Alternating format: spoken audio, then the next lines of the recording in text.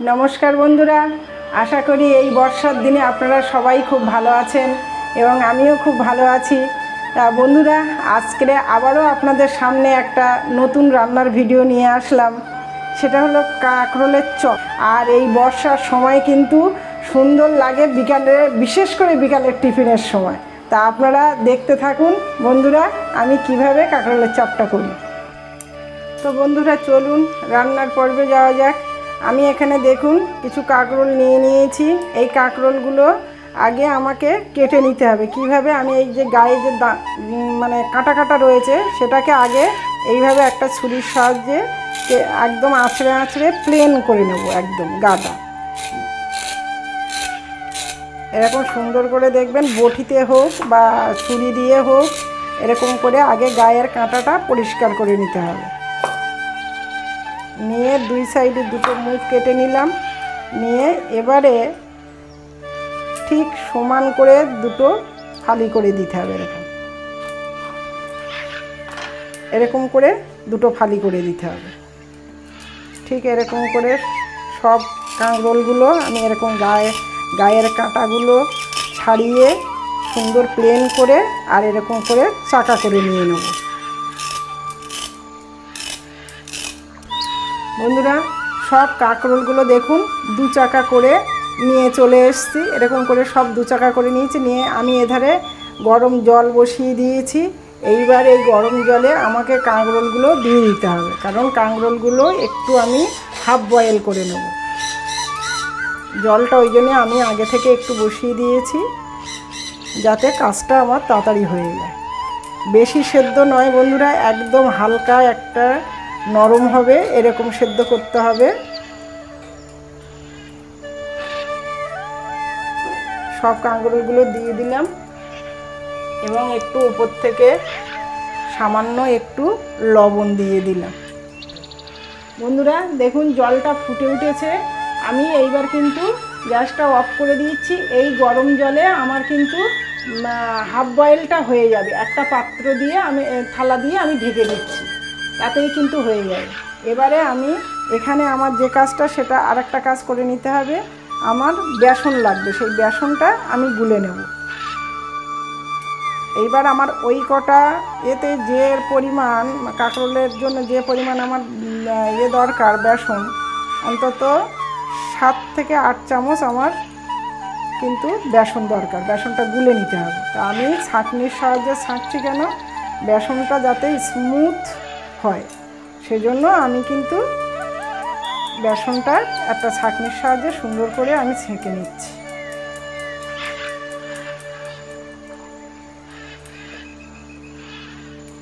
এই যে দলা দলা পেকে থাকে, এইগুলো কিন্তু সুন্দরভাবে একটা স্মুথ হয় কেন? এরকম যদি ছাঁকনির সাহায্যে ছেঁকে নেওয়া হয়।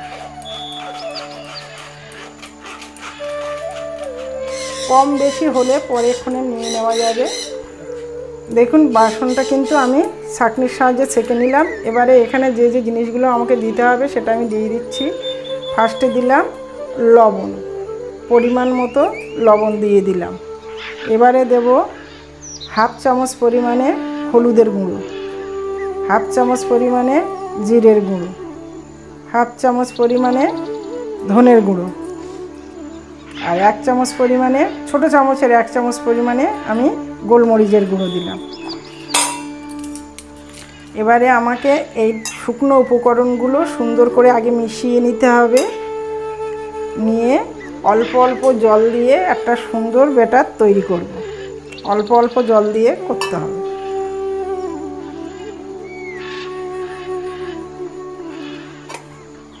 এবারে ঢাকনাটা খুলে বন্ধুরা 2 মিনিট পরে ফিরে আসলাম। এবারে ছাঁকনির সাহায্যে, এরকম একটা ছাঁকনির সাহায্যে আমি তুলে নিচ্ছি।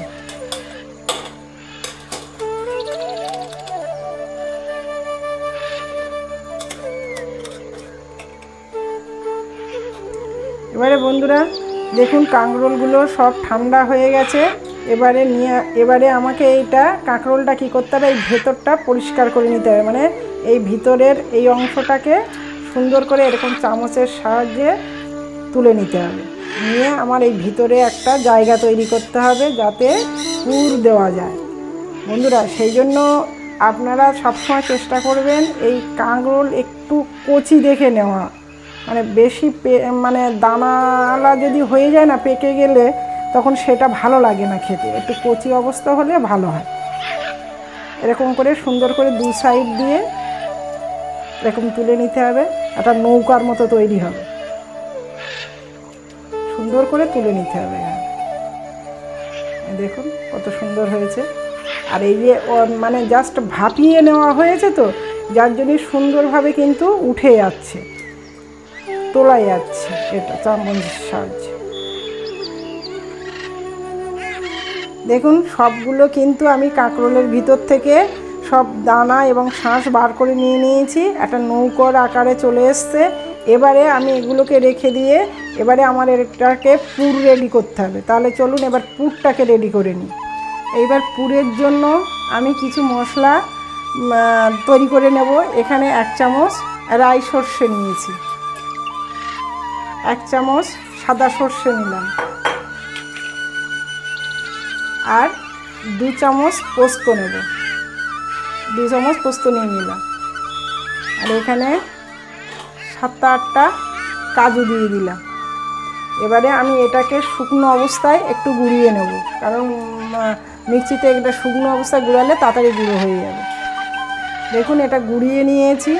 এবারে এর মধ্যে আমি দিয়ে দেব যে কাঁকরোলের যে ভিতরের যে অংশটা সেটা দিয়ে দেব, পুরোটা দিয়ে দিতে হবে। আর এখানে আমি লঙ্কা আদা আগে থেকে পেস্ট করে রেখেছিলাম, সেটাও দিয়ে দিলাম, 2টো লঙ্কা, আর একটুখানি আদা দিয়েছিলাম সেটাও দিয়ে দিলাম। আর এবারে ওখানে দিয়ে দেব একটু লবণ দিয়ে দেব, তাহলে পেস্টটা তাড়াতাড়ি হয়ে যাবে। এবারে একটু জল দেব, অল্প একটু জল দিয়ে পেস্টটা বানাবো, বেশি ঢিলা হলে হবে না আবার পুরটা। দেখুন পুরো এটাই পেস্ট করে নিয়ে আসলাম মশলাটা, কত সুন্দর একটা পেস্ট হয়েছে। এবারে আমি পুরোটা এখানে ঢেলে নিচ্ছি।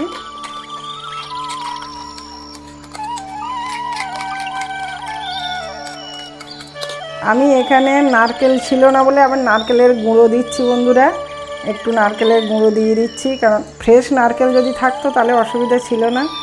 এই নারকেলের গুঁড়ো ওই জন্যই দিয়ে দিচ্ছি একটু, দিয়ে আর এভাবে মিশিয়ে নিতে হবে। আপনাদের কাছে যদি বাড়িতে নারকেল থাকে নারকেল কুড়িয়ে দিয়ে দেবেন। এইবার কাঁকরোলের ভিতরে বন্ধুরা যে পুরটা তৈরি করেছি, এই পুরটা এবারে একে একে কিন্তু এইভাবে সুন্দর করে ভরে ভরে দিয়ে দিতে হবে, সুন্দর করে। আমি বলছিলাম একটু ঢিলা হলে অসুবিধা হবে, ওই জন্য ঢিলা করতে নেই, একটু টাইট পুরটা হলে খুব সুন্দর হয়। এরকম করে প্রত্যেকটাতে কিন্তু সুন্দর করে এবার পুরো পুরটা, এই পুরটাই কিন্তু আসলে সুন্দর লাগবে খেতে। গরম ভাতের সাথে খান আর এমনি স্ন্যাক্স হিসাবে খান। এবারে বন্ধুরা আপনারা বাড়িতে এইভাবে কাঁকরোলের পুর ভরা কাঁকরোল বলতে পারেন, আবার কাঁকরোলের চপও বলতে পারেন, এইভাবে বাড়িতে অবশ্যই ট্রাই করবেন বন্ধুরা। আর কেমন লেগেছে অবশ্যই কমেন্টে জানাবেন। আপনাদের অবশ্যই সহযোগিতা না থাকলে বন্ধুরা আমরা সবাই কিন্তু এরকম উৎসাহ পাই, আপনাদের জন্যই কিন্তু উৎসাহ পাই বন্ধুরা। তাই এরকম একটা সুন্দর রান্না আপনাদের কাছে চলে যাবে যখনই আপনি আমার চ্যানেলটিকে সাবস্ক্রাইব করবেন এবং পাশে থাকা বেল আইকনটিকে প্রেস করে দেবেন বন্ধুরা। আমি এবারে যে বেসনের গোলাটা করে রেখেছিলাম সেখানে অল্প করে একটু খাওয়ার সোডা দিয়ে দিলাম, দিয়ে একটু অল্প থেকে একটু জল দেবো, নর্মাল জল দিয়ে বেসনের গোলাটা আবার সুন্দর করে একটু গুলে নেব, কারণ একটু টাইটও হয়ে গিয়েছিল বন্ধুরা। আর বেসনের গোলাটা একটু আগে থেকে গুলে রেখে দিতে হয়, দিলে খুব সুন্দর একটা মিক্সচার রেডি হয়। প্রত্যেকটা দেখুন কাঁকরোল কি সুন্দর করে পুর ভরে রেডি করে নিয়েছি। এবারে এখানে আমি তেল গরম করতে দিয়েছি, তেল গরম হয়ে গেছে বন্ধুরা। দেখুন এক ফোঁটা দিই, ঝট করে উঠে গেল। এবারে আমি এটাকে গ্যাসটা একটু কমিয়ে দিলাম, কারণ তেলটা অনেকটাই গরম হয়ে গেছে। এবারে আমি এক এক করে এই পুর ভরা কাঁকরোল নেব, আর এরকম করে বেসনের গোলাতে ডুবিয়ে ডুবিয়ে আমি চপ তৈরি করব। সব সময় বন্ধুরা একটু ওই যে দিকটায় পুর রয়েছে সেই দিকটাই দিতে হবে।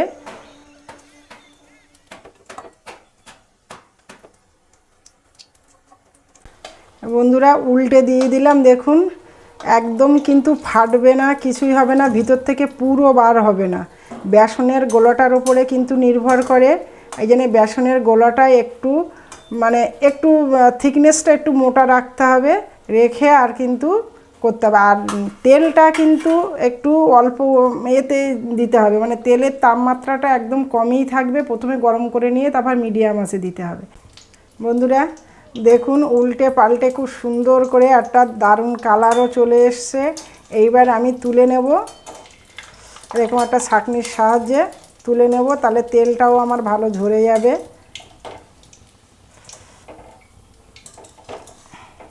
দেখুন কত সুন্দর হয়েছে। বন্ধুরা এইভাবে আমি আবারও সবগুলো ভেজে নিচ্ছি সুন্দর করে, ঠিক এই সেম প্রসেসে সুন্দর করে সব ভেজে নেব।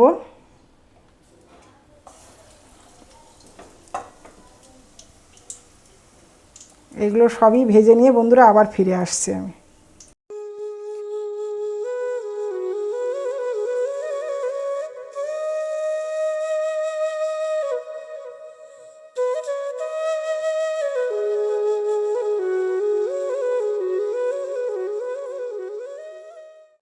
দেখুন বন্ধুরা আর একবার দিলাম, দিয়ে দেখুন কি সুন্দর হয়েছে, একদম ছোটোখাটো বল তৈরি হয়েছে, কি সুন্দর ফুলেছে দেখুন।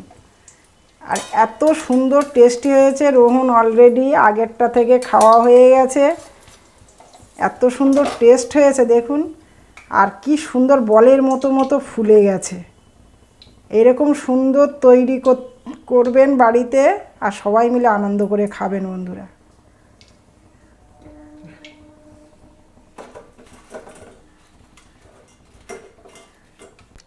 তো বন্ধুরা দেখুন আমি সব কাঁকরোলের চপগুলো করে নিয়ে চলে আসলাম। কাঁকরোলের চপ বলুন আর পুর ভরা কাঁকরোল বলুন, আমার পুরো কিন্তু টাই করা হয়ে গেল। তো বন্ধুরা একটা কথা বলি আপনাদের বারবার, যে আপনারা বাড়িতে অবশ্যই ট্রাই করবেন, আর সবাই মিলে আনন্দ করে এই রেসিপিটি খান। আর একটা কথা, আপনারা সবাই সুস্থ থাকবেন, ভালো থাকবেন। আর আমার এই ভিডিওটা আপনারা এতক্ষণ ধরে দেখার জন্য অবশ্যই আপনাদের অনেক অনেক ধন্যবাদ।